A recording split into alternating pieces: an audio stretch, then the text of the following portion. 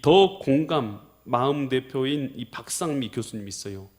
마음아 넌 누구니? 라는 책을 썼어요. 용서와 치유의 이 전문가인데요. 그는 이제 1970년도에 이 산하정책이 있었어요. 그때 어머니가요, 자기를 안 낳으려고 이 산부인과에 몇 번 간 거예요. 그런데 이 산부인과에 갔는데 의사가 그때 없어가지고 만날 수가 없게 된 거예요. 또 의사가 바빠가지고 자기를 볼 수가 없고, 또 그리고 의사가 없어가지고 만나지 못하고, 그러면서 그가요 낙태하지 못하고 자녀를 낳게 된 것이에요. 어렸을 때부터요 엄마가 그렇게 그런 과정을 통해서 자기를 낳게 됐다는 얘기를 듣고 나서부터는 우울증에 시달린 거예요. 아, 나는 태어나지 말아야 되는 존재였는데 내가 태어났구나 라는 그런 생각이 그를 사로잡고 있으니까요 계속해서 우울한 마음이 든 것이에요. 그래서 24살에는 자살을 시도하기도 해요. 여러분, 그러다가요 그가요 교회에 갔다가 하나님의 선하신 뜻을 발견하게 되죠. 하나님을 만나고 하나님이 살아계신 것을 알게 되니까 어떤 생각이 드냐면, 아, 나의 모든 순간순간이 다 실수로 이루어진 것이 아니라 나의 태어나는 순간부터, 아, 그 의사를 만나지 못하게 하신 것도 하나님의 계획이었고, 나를 태어나게 하신 것도 하나님의 계획이었고, 모든 순간순간을 인도하신 것이 전부 다 누구의 뜻이었다는 걸 깨닫게 되는 거예요? 하나님의 계획이었다는 것이 깨닫게 된 거예요. 그러면서 내 인생 전체가 다 하나님의 선하신 계획이었구나라는 것을 깨닫게 되면서요 자기 인생에 대해서 재해석되면서 자기의 영혼이 회복되는 것이에요. 낙심해서 절망해서 우울해서 벗어나게 된 것이에요. 그러면서요 그는요 독일에서 이제 상담학 공부를 하게 됩니다. 상담학 공부를 하면서 그곳에서 입양돼 가지고 고통받는 자들을 바라보면서 그들 안에 있는 상처를 발견하게 돼요. 그러면서 아, 내가 받았던 이 상처에서 내가 회복된 것처럼 내가 저들을 회복시켜 줘야겠다라는 이 사명을 발견하게 되면서 이 상담을 공부하고 많은 사람을 치유하게 돼요. 그녀는요 그의 책에서 이렇게 말해요. 과거는 바꿀 수 있는 영역이 아닙니다. 다만 단지 해석의 영역입니다. 과거의 시각에 초점을 맞추지 말고 높이 올라가서 전체적으로 삶을 조망해야 합니다 라고 말하는 거죠. 여러분, 우리 신자들은요 현재의 삶에요 자그마한 일들에요 우리 삶을 보는 것이 아니라 하나님의 눈으로 나의 삶을 조망해서 보는, 여러분, 믿음의 눈이, 우리의 시각이 우리 가운데 있어야 될 줄 믿습니다. 여러분, 하나님은요 절대 실수가 없는 줄 믿습니다. 여러분, 실수 없어요. 여러분, 나의 영혼을요 반드시 구원의 길로 인도하고 계신다는 것이, 이것이 바로 개인의 구속사예요. 하나님께서는 나의 삶을요 반드시 구원의 길로 인도하시기 위해서 여러 가지 일들을 행하고 계시는데, 모든 것이 합력해서 결국은 나의 영혼을 복되게 하고 구원의 길로 인도하신다라는 것을 우리는 믿어야 되는 것이죠. 그래, 내게 일어난 어떤 일도요 하나님 안에서는요 나의 영혼을 회복시키시고 믿음 가운데 세우시는 하나님의 뜻이라는 것을 우리가 믿어야 되는 것이죠. 이 욥은요 동방에서 가장 큰 부자였어요. 자녀가 10명이었고 종들도 많은 자였어요. 여러분, 그런데요 하루아침에 10자녀가 다 죽어버려요. 한 자녀가 죽는 것도 무서운데 10자녀가요 잔치를 하다가 집이 무너져가지고 10자녀가 다 죽어요. 얼마나 고통스러워요. 여러분, 그런데요 가지고 있는 재산도요 하루아침에 다 잃어버립니다. 그러고 나서 자기 몸에는 병이 생겼는데 머리부터 발끝까지 종기가 나서 가려워서 견디지를 못하게 되는 것이에요. 사랑하는 아내는 자기한테 와서 하나님을 저주하고 죽으라고 그렇게 얘기하는 것이 얼마나 고통스러워요. 여러분, 이 고통 가운데서 내 생각으로는 내게 일어나는 이 모든 고통의 문제를요 다 이해하지 못할 수도 있어요. 생각하지도 이해하지도 이해되지도 않을 수도 있어요. 여러분, 그런데요 욥은 그 고통 가운데서 자기에게 일어난 고통을 묵상한 것이 아니라 하나님의 선하신 계획을 묵상하면서 욥기서 23장 10절에서는 이렇게 말해요. 10절 보니까, 그러나 내가 가는 나의 인생의 길을 누가 알고 계셔요? 하나님이 아시나니. 그가 나를 뭐 하신다고요? 이 모든 어려움을 통해서 나의 영혼을 단련하신 후에 내가 뭐같이 나온다고요? 순금과 같이 되어 나오리라. 하나님이 내게 일어난 모든 일들 통해서요 나를 단련해가지고 하나님이 원하시는 순금과 같이 나를 만드시는 줄 믿습니다. 여러분, 나의 인생을 제가 뒤돌아봐도요 여러 일들이 일어났어요. 여러분 제가 이 두개골이 깨진 거 아십니까? 여러분 두개골이 깨져가지고 두개골이 함몰돼 있어요. 그래가지고 이것이 굳었어요. 그래가지고 붙었어요. 그런데요 이 엑스레이 찍어보면 여전히 두개골이 깨진 걸로 나옵니다. 얼마나 큰 교통사고를 났는지 모르겠어요. 여러분 그리고 3일 동안 코마 상태에 빠졌어요. 깨어나지도 못하는.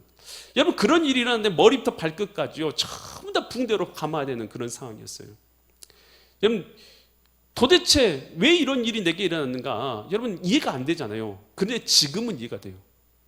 저는 그 과정들을 통해서요 하나님께서요 온 교회 성도들이 나를 위해서 기도하게 하셨고, 그리고 그 순간을 통해서요 제가 마음으로 결단하게 하셨어요. 이제는 남은 여생 주님을 위해서 살아야지. 주변 사람들도요 살려만 주시면 하나님을 위해서 살게 안 된다고 제가 그렇게 헌신하기도 전부터 미리 다 헌신해 줬어요. 막 기도를 막 그렇게 해주는 거예요. 죽을 줄 알고, 다 죽을 줄 알고 살려만 주시라고 막 그렇게 나 대신에 막 헌신 기도를 막 다 하시더라고요. 뭐 다 막 살려만 주시면 일생을 주님을 위해서 살 자가 될 거라고 막 다 헌신 기도를 막 했어요. 여러분 그 과정이 없었다면 제가 목회자가 안 됐을 거예요. 여러분 우리가 그 순간에는 이해할 수 없지만요 하나님은 선하신 줄 믿습니다. 여러분 우리를요 하나님의 손으로 구원의 길로 인도하고 계신 줄 믿습니다.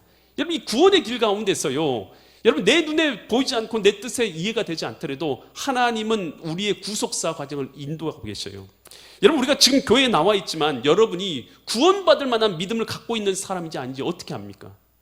하나님이 50점은 넘어야지 구원받는다고 생각한다고 하나님이 기준이 50점이라고 만약에 정해 놓으셨는데 어떤 사람은 30점짜리가 있을 수도 있고 어떤 사람은 40점짜리가 있을 수도 있지 않겠어요? 어떤 사람은 49점짜리가 있을 수도 있는 거 아니겠어요?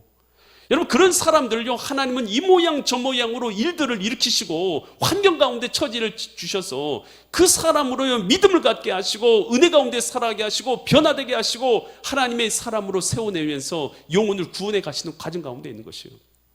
여러분 그랬을 때요 오늘 우리에게 일어난 모든 일들은 다 하나님의 선하신 뜻인 줄 믿으시기 바랍니다. 여러분 그래서 이 헨리 나우엔이라는 이 예일대학교 하버드 교수는요 그도요 이 우울증에 시달렸어요. 그는요 자신의 이 우울증 가운데 상처 가운데서 도저히 해결받을 수 없는 사람이었는데 하나님을 만나면서 하나님의 눈으로 자신을 바라보기 시작했어요.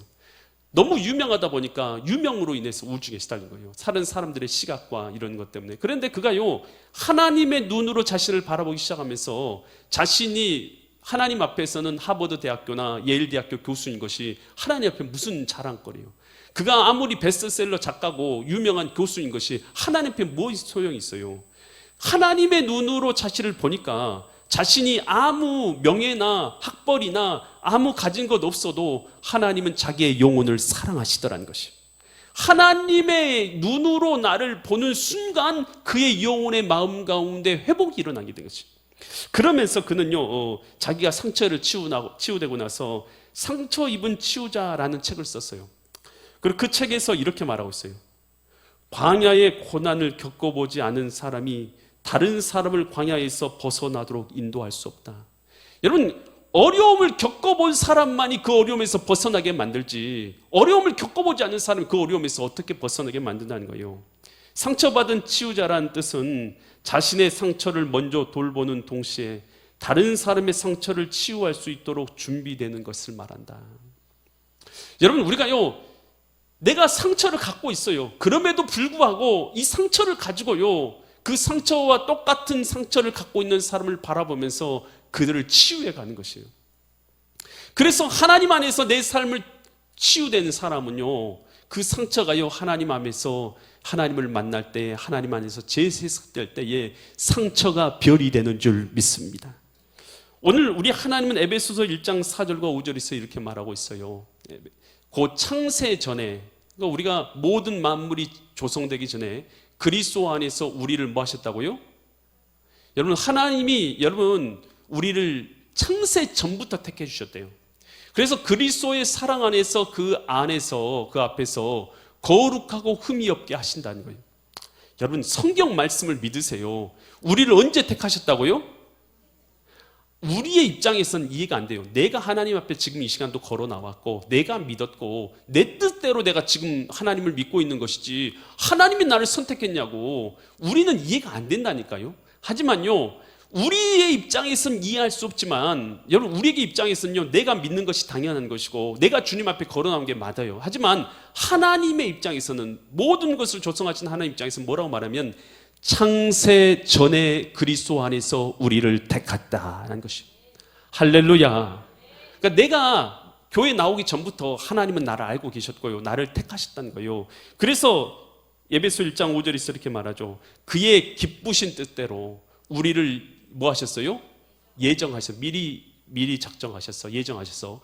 예수 그리스도로 말미암아 자기의 뭐가 되게 하셨어요? 아들들, 자녀들이 되게 하셨느니라. 내가 주님 앞에 나온 줄 알았더니만 주님이, 하나님은 뭐라고 말씀하냐면 그런 줄 아냐?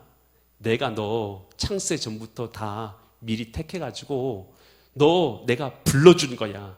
하나님이 말씀하고 계신 줄 믿습니다. 여러분, 이 사실을 믿습니까? 여러분, 이 사실을 믿는 순간, 믿으면 우리 가운데 뭐가 일어나면 내 삶이 재해석되는 역사가 일어난 거예요.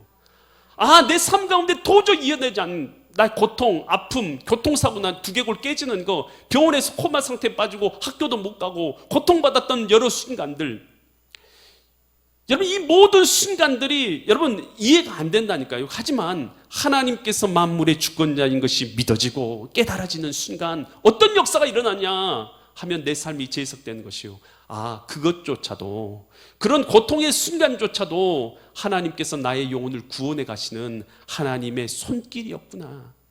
하나님은 절대 실수가 없으시구나. 나의 모든 가장 아픈 순간이나 가장 어려운 순간까지도요, 그것이 주님 안에서 재해석되는 역사가 일어나는 줄 믿습니다. 그래서 내 영혼이 살아나고 회복되는 역사가 일어나게 될 줄 믿습니다. 그러면서 이 요셉을 향해서, 이제 요셉이, 이 아빠가, 이제 아버지가 야곱이 죽잖아요. 죽었을 때 형제들이 찾아와요. 창세기 50장 17절로 19절 보니까 형제들이 찾아왔고 요셉에게 이렇게 말해요. 너희는 이같이 요셉에게 이르라. 아빠가 이렇게, 아버지가 야곱이 이렇게 말했다고 형제들이 와서 이렇게 말한 거예요. 내 형들이 내게 악을 행하였을지라도 이제 바라건대 그들의 허물과 죄를 뭐 해달라고요? 용서해줘라. 그렇게 아버지 야곱이 말하고 죽었다. 당신 아버지의 하나님의 종들인 우리 죄를 이제 뭐 해달라고요? 용서해주라.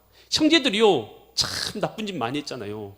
근데 그동안에요, 그런 진지한 용서를 못 구했는 것 같아요. 그런데 이제 진지하게 용서를 구하잖아요. 이제 용서해주라 라고 했을 때 요셉이요, 그들이 하는 말을 들을 때 어떻게 되었어요? 울었어요. 얼마나 여러 가지 복합적인 감정이 들었겠어요. 인간이라는 존재는 다 비슷하잖아요. 하나님의 계획을 보고 상처를 바라보지 않고 하나님의 계획을 봤을지라도 마음 가운데는 남아있는 상처와 아픔들이 있을 거 아니겠어요? 여전히 남아있는 아픔이 있을 거 아니겠어요? 그런데 그 형제들이 용서를 구해올 때에 요셉의 마음 가운데요, 그 용서해주는 그 마음을 가지게 되니까요, 마음에서 눈물이 나고, 그래서 눈물을 흘렸다는 것이죠. 그러면서 그 형제들이 뭐라고 말하냐? 50장 18절 19절 계속 보면 그의 형들이 또 그에 와서 요셉 앞에 엎드려 이르되 우리는 당신의 종들입니다. 우리 형제들 다, 형부터 그 다 형들이, 요셉이요 11번째예요. 형들이 다 와가지고 요셉한테 우리가 당신의 종입니다 라고 엎드릴 때에 그 마음이 얼마나 안타까웠어요. 그런데 그 마음 가운데 회복의 마음이 들면서 눈물을 막 펑펑 흘리는 것이죠. 그러면서 19절에서 요셉이 이렇게 말해요. 용서하면서 요셉이 그들에게 이르되, 형제들에게 이르되 두려워하지 마소서. 내가 누구를 대신하리까? 하나님을 대신하리까. 여러분, 요셉의 마음 가운데요, 그 용서의 근거라는 것이 있잖아요. 용서의 근거가 어디에 기나고 있냐면, 나는 모든 선악간의 모든 문제를 하나님께 맡겨드린다. 하나님께서 당신이 선악간에 판단하실 것이고 당신께서 이루실 것을 나는 믿는다. 그런 마음으로요, 모든 선악간의 판단을 누구께 맡긴 거예요? 하나님께 맡긴. 내가 하나님을 대신하니까. 나는 하나님 대신하지 않습니다. 나는 선악간의 판단은 다 하나님께 맡기고 나는 그저 용서하겠습니다 라는 요셉의 고백이었던 것입니다. 여러분, 우리가 용서할 때요, 기독교적으로 용서할 때에 여러분, 우리가 세 가지 중요한 질문이 있어요. 뭐에 대한 확신이 있어야 되냐? 첫 번째요, 내가 하나님으로부터 내 죄가 용서받은 자라는 확신이 있어야 돼요. 여러분이 예수 그리스도를 믿음으로 말미암아서 여러분의 죄가 용서받으신 것을 믿으십니까? 아멘. 좋은 것 같아요, 왠지. 다시 한번 물어볼게요. 여러분이 예수 그리스도를 믿음으로 말미암아 여러분의 모든 죄가 용서받으신 것을 믿으십니까? 여러분, 또 예수님께서는, 오늘 우리의 죄를 용서해 주신 하나님께서는 우리가 내 이웃에 대해서 죄를 용서해 주기를 원하신다는 것을 믿으십니까? 내 죄를 용서해 준 하나님께서 우리가 용서하며 살기를 원하신다는 거예요. 세 번째, 오늘 나는 모든 선악간의 판단을 하나님께 맡기는 믿음이 있으십니까? 하나님께서 모든 선악간의 판단을 당신의 공의대로 판단하실 것을 믿느냐는 것이에요. 여러분, 이 믿음, 이 세 가지 믿음이 있을 때 우리는 기독교적으로 용서를 할 수 있어요. 여러분, 그래서 우리 신자는요, 모든 선악간의 판단은 하나님이 하신다라는 이 믿음이 있기 때문에 용서를 할 수가 있다는 것이죠. 여러분, 에베소서 1장 7절에서 우리는 주님으로부터 용서함을 받은 자요, 우리는 그리스도 안에서 그의 은혜의 풍성함을 따라 그의 뭐로 말미암았어요? 피로, 예수님께서 십자가에서 대속의 피로 말미암아 속량 곧 뭘 받았어요? 죄 사함을 앞으로 받는다는 것이에요? 이미 받았다는 얘기예요? 이미 받았느니라. 여러분, 예수님 안에서, 여러분 예수님 안에 계십니까? 예수님께서 여러분의 죄를 십자가상에서 대속하신 걸 믿으십니까? 정말로 믿는다면 나는 그 안에 있는 자들은요, 약속대로 죄 사함을 얻은 줄 믿습니다. 그 주님께서 우리에게요, 이렇게 명령하셨어요. 마태복음 6장 12절에서 주기도문을 알려주시면서 이렇게 말씀하셨는데요, 우리가 우리에게 죄 지은 자를 뭐한 것처럼요, 사여 준 것 같이 우리 죄를 용서하여 주시라라고 그렇게 기도하라는 것이에요. 그러면서 마태복음 6장 14절과 15절에서 이렇게 명령하셔요. 너희가 사람의 잘못을 용서하면 너희 하늘 아버지께서도 너희 잘못을 용서하시겠지만, 너희가 사람의 잘못을 용서 안 하면 너희 아버지께서도 너희 잘못을 용서하지 아니하시리라. 하나님의 뜻이 그러니까요, 내 죄를 용서해 주신 하나님께서 내가 용서하기를 바랍니까? 아니면 용서하지 않기를 바라십니까? 용서하기를 바라는 것이에요. 그래서 우리는요, 용서해야 돼요. 용서할 때 어떻게 용서해야 되는 거예요? 모든 선악간의 판단은 하나님께서 하실 것이다라는 사실을 믿어야 되는 것이에요. 로마서 12장 19절에서 이렇게 말하고 있죠. 내 사랑하는 자들아, 너희가 친히 원수를 어떻게 하라고요? 갚아요, 갚지 말아요? 원수를 갚지 말고 하나님의 뭐에 맡기라고요? 하나님의 진노하심에 맡기라. 기록되었을 때 원수 갚는 것은 누구께 있어요? 하나님께 있으니 내가 갚으리라고 주께서 말씀하시니라. 원수는 누가 갚아주셔요? 원수는 하나님께 갚아주신다는 거예요. 그러니까요, 원수 갚는 것은 여러분의 손에 있는 것이 아니라 하나님의 손에 있으니까 우리는 내가 하나님을 대신하리요, 요셉이 한 말이 이 말이에요. 원수 갚는 건 내게 있는 게 아니라 하나님의 손에 있으니까 나는 원수 갚는 건 하나님께 맡기겠습니다 라는 것이. 여러분, 그래서 우리가 용서하는 것은요, 내가 용서받은 자라는 확신이 있어야 돼요. 첫 번째로. 두 번째로, 하나님, 나를 용서해 준 하나님께서 나를 용서하라고 명령하셨다는 거예요. 세 번째, 모든 선악간의 판단은 공의롭게 누가 심판하셔요? 하나님이 심판하신다는 믿는 것이에요. 그래서 우리는 용서해야 될 줄 믿습니다. 그렇게 우리가 하나님의 뜻에 따라서 우리가 용서하면 어떤 역사가 일어나냐? 그럴 때에 하나님의 통치가, 하나님의 나라가 내 삶 가운데 이루어지게 될 줄 믿습니다. 창세기 50장 21절에 이렇게 말해요. 당신들은 뭐 하지 말라고요? 두려워하지 마소서. 내가 당신들과 당신들의 자녀를 뭐 하겠다고요? 기르겠습니다. 그러니까 이 요셉이요, 용서해 줄 뿐만 아니라 그 형제들이 뭐라고 말하면, 앞으로 사는 것은 걱정하지 마십시오. 요셉은 이제 국무총리잖아요. 굉장히 부유하고 모든 걸 다 갖고 권세를 가진 자잖아요. 그러면서 뭐라고 말하면, 내가 당신들과 당신들의 자녀들 다 책임지겠습니다 라고 답변했다는 것이죠. 여러분, 이거 얼마나 큰 사랑의 섬김이에요. 그랬더니요, 그 요셉의 가정, 여러분 생각해 보세요. 엄마가 몇 명? 4명. 형제들이 몇 명? 12명. 그러니까 배달은 엄마에서 12명의 형제들이 다 태어나가지고 아웅다웅거리면서 심지어는 죽이려고, 동생을 죽이려고 팔아먹었던 가정, 비참하고 콩가루 집안. 여러분, 그런 가정이 회복될 수 있겠어요? 만나면 싸우고, 만나면 다투고, 만나면 시기하고, 그 안에서 시기와 질투와 미움이 가득한 가정, 그랬던 가정, 회복이 불가능해 보이는 가정, 그런 가정이라도 요셉이요, 하나님 안에서 사랑하고 용서하자, 그 가정 가운데 어떤 역사가 일어났어요? 회복의 역사가 일어나서 하나님의 통치가 요셉의 가정 가운데 이루어지게 된 줄 믿습니다. 여러분, 요셉의 가정도요, 하나님의 통치가요, 회복되었는데요, 우리의 가정도 마찬가지예요. 여러분, 우리의 가정이요, 여러분, 엄마가 4명인 가정 있으세요? 한번 손들어 보세요. 엄마가 4명인 가정. 아무도 없으시네. 여러분, 그러면 가족 중에서 배달은 자녀가 12명인 가정 있으세요? 손들어 보세요. 12명은 아직 없으시네. 여러분, 우리는 그러면 요셉 가정보다는 낫잖아요. 요셉 가정처럼 형제들이요, 여러분을 노예로 판 가정 있으세요? 나를 신안군이나 이런 데다 노예로 팔아먹었다. 그런 사람 있으세요? 없잖아요. 여러분, 그러면요, 나를 죽이려고, 형제들이 나를 죽이려고 했던 사람 있으세요? 없잖아요. 여러분, 요셉의 가정은요, 이런 일들이 다 일어난 건 아니겠어요? 그런데도 불구하고 하나님 안에서 내 삶이 재해석되고 용서함으로 말미암아 회복의 역사가 이 가정 가운데 일어나게 된 줄 믿습니다. 여러분, 그런데요, 여러분, 우리가요, 요셉의 가정 가운데서 용서와 사랑이 있으니 하나님의 나라가 이루어지지 않습니까? 여러분, 내가 좀 더 섬기겠다라는 마음으로 좀 더 섬기고, 내가 좀 더 사랑하겠다는 마음으로 좀 더 대접하고 좀 더 나누면요, 여러분, 그 가정에서요, 오늘 우리가 만나는 이 추석의 기간 동안은 우리 가정 가운데서 하나님의 통치가 아름답게 이루어질 줄 믿습니다. 여러분, 성경에 고멜이라는 여인이 있잖아요. 고멜은 음탕한 여인이었습니다. 그런데요, 이 하나님께서 호세아 선지자에게 나타나서 고멜하고 결혼하라고 그래요. 첫째 아들을 낳았는데 첫째 아들이 이스마엘이요. 근데 이 두 번째 아들을 낳았더니 두 번째 아들이요, 로루하마라고 이름 지었어요. 아마도 자기 아들이 아닌 것 같아요.